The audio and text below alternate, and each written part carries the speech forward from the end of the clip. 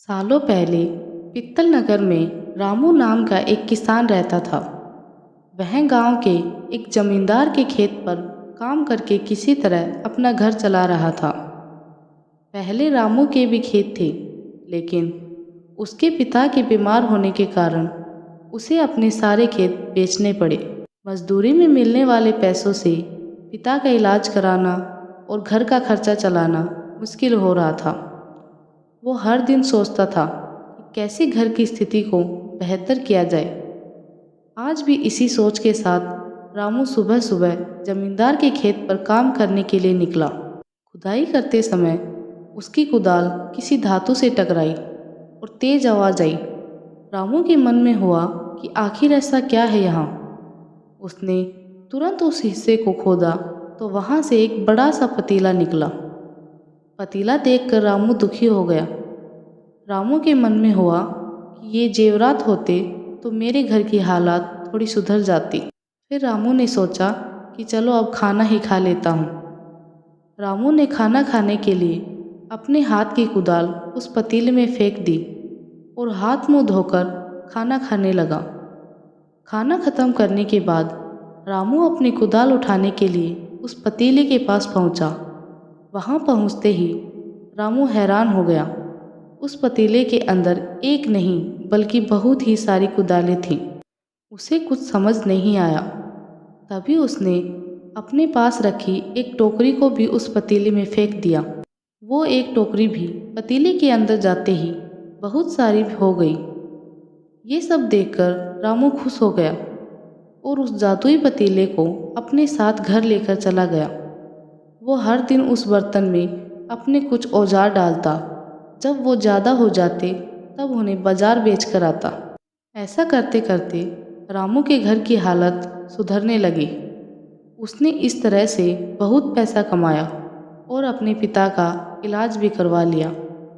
एक दिन रामू ने कुछ गहने खरीदे और उन्हें भी पतीले में डाल दिया। वो गहने भी बहुत सारे बन गए।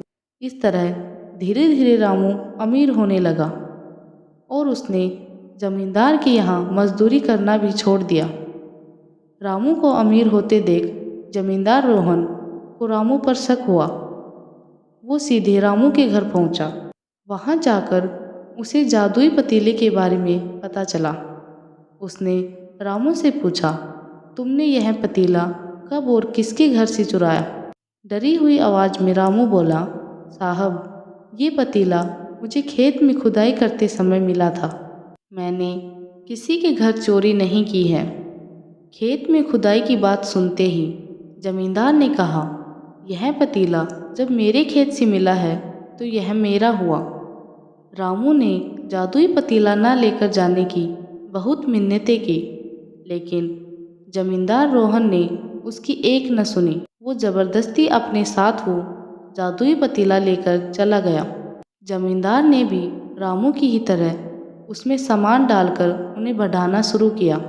एक दिन जमींदार ने अपने घर में मौजूद सारे गहने एक एक करके उस पतीले में डाल दिए और रातों रात बहुत अमीर हो गया। एकदम से जमींदार के अमीर होने की खबर पित्तल नगर के राजा तक पहुंच गई। पता लगाने पर राजा को भी जादुई पतीले की जानकारी मिली। फिर क्या था, राजा ने तुरंत अपने लोगों को भेजकर जमींदार के यहाँ से वो पतीला राजमहल मंगवा लिया।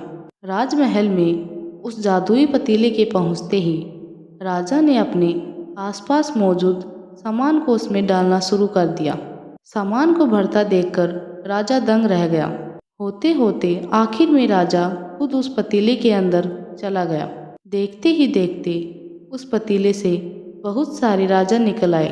पतीले से निकला हर राजा बोलता, मैं पित्तल नगर का असली राजा हूँ। तुम्हें तो इस जादुई पतीले ने बनाया है।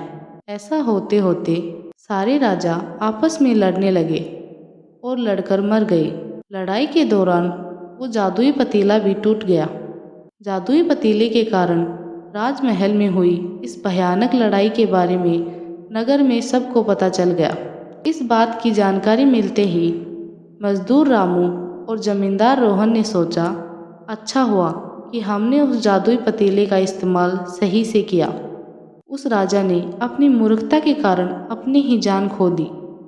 जादुई पतीले की कहानी से 2 सीख मिलती हैं। पहली कि मूर्खता का अंत बुरा ही होता है। दूसरी यह है कि हर सामान का इस्तेमाल संभल कर करना चाहिए, अति हानिकारक हो सकती है। थैंक यू दोस्तों। अगर आपको ये कहानी पसंद आई हो तो प्लीज़ मेरे वीडियो को लाइक एंड शेयर कीजिए और मेरे चैनल को सब्सक्राइब कीजिए।